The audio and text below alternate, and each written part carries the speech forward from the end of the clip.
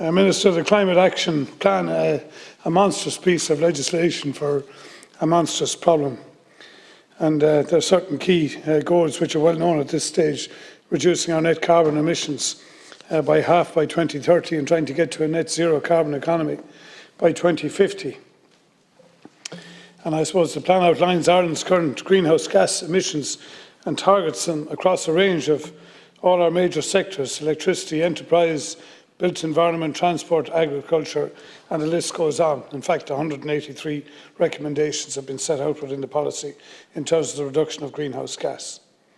And a new climate action plan is being developed, and this will develop 5-year carbon budgets and sectoral targets, establish a climate action delivery board, and establish an independent climate action council as a successor to the Climate Change Advisory Council. And within that, there are a range of initiatives then that I'd like to come back to in a moment. You're also stepping up the climate action governance, and which is to be welcomed. And this is to allow Ireland to transition to become a climate resilient, biodiversity rich, strong, environmentally sustainable economy. So all laudable aspirations, no doubt, and we have to recognise absolutely that we are in an emergency, but we are not alone, Minister. And Ireland is a very, very small, in the overall scheme of things, a very small emitter, albeit large per capita, but small in overall terms in world emissions. And in order for us to take a lead, and certainly we should take a leading position, but we mustn't damage ourselves completely competitively in trying to be an outlier if the rest of the world does not come and follow suit. And I would like to see a lot of work done at government level in terms of, and particularly in an EU level, in trying to bring our EU colleagues with us on this journey. And some may be more advanced than others. But just in terms of some of the kind of sectoral things that you have outlined, increase renewable electricity to 70% by 2030. We've heard an awful lot of that in the House at late, particularly the development of offshore wind. And we know that the East Coast and South East Coast is largely targeted for the first developments of offshore wind, which will largely be ground-attached pylons. And floating offshore rigs, whenever they come, are seen to be more pertinent to the West Coast, to the deeper water. But that technology is still in its infancy, and probably those farms are at least 10 years away. But it says, what are we building all of this wind farm for? Well, obviously to create greater renewable energy. But the next question then is two questions. One is, how are we to build them? And secondly, what is this renewable energy going to support? So there is an issue which I brought up in the House before, which is the designation of the new wind energy port in the country.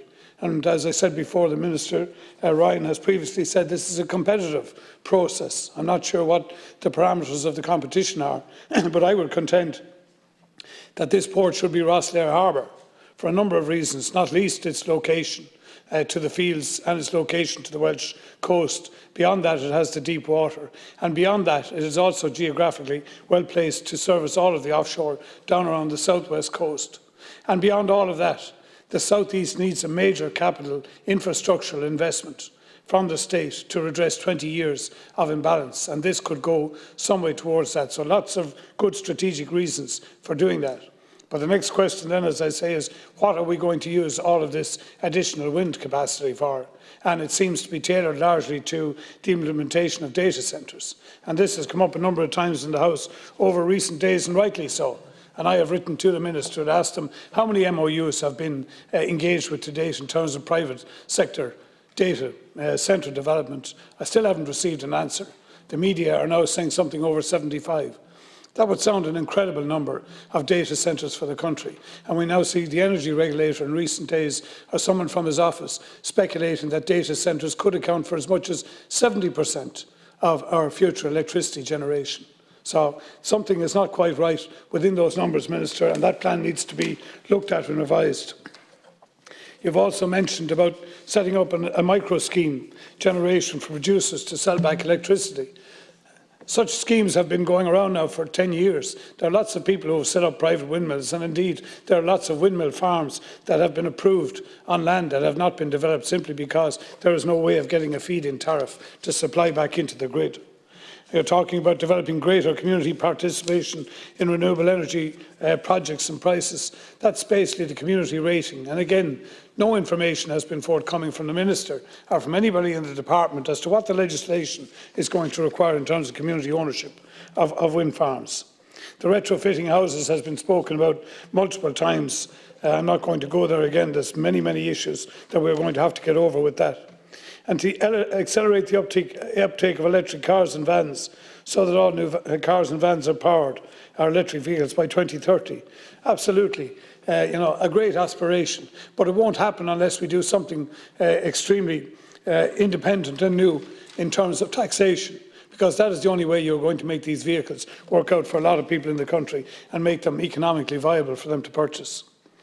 Improving public transport, yes.